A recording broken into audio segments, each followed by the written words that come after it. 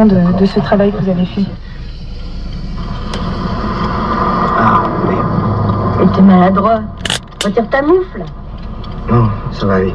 Ah, t'as l'air heureux. Ouais. Je suis bourré d'amour.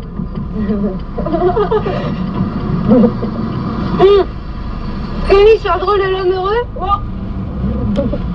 Donc nous sommes le 16 café. 2015. Ils sont assez mélancoliques, alors ils se demandent s'ils baisent assez souvent pour être heureux.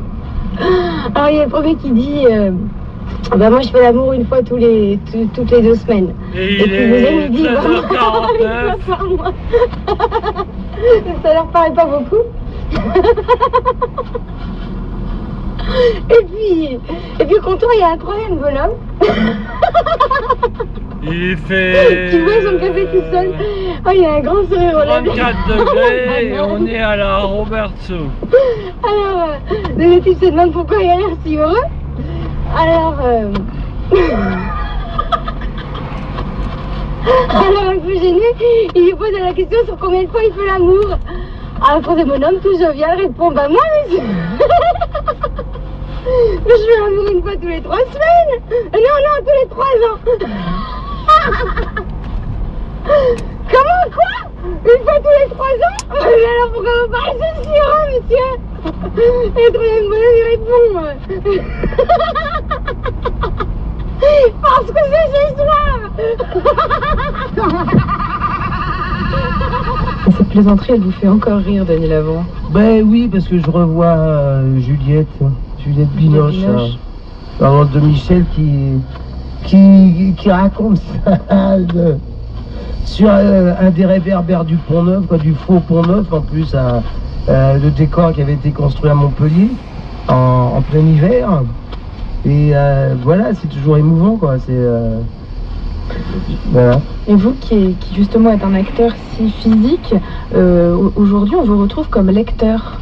Oui. Comme lecteur de Vendredi ou les larmes du Pacifique, à partir du texte du premier roman de Michel Tournier.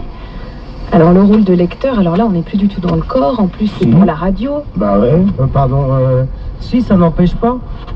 Vous savez, moi j'aime beaucoup faire la lecture, à haute voix naturellement. C'est un exercice que je pratique depuis longtemps, comme ça, au coup par coup, parce que c'est quelque chose qui a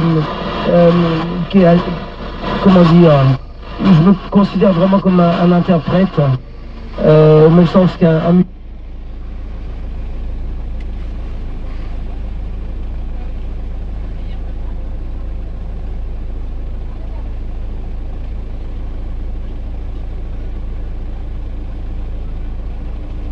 travail intime de préparation, de prise de connaissance du texte, et puis c'est une manière de livrer, généralement pour une fois, en public. Et donc il y a quelque chose qui se crée vraiment avec l'audience, le jour, au moment où on le fait, dans l'écoute et dans la manière dont on sent que le texte, il prend, il s'écoute, l'histoire, elle se savoure, l'humour ou le tragique d'une histoire, elle se répercute, elle prend corps aussi avec le public. Et moi, c'est effectivement un exercice que j'aime bien, mais qui est éminemment physique, malgré les apparences. Alors, Denis Lavant, on va écouter un extrait de Vendredi ou les larmes du Pacifique, en vous imaginant marcher sur un fil. D'accord.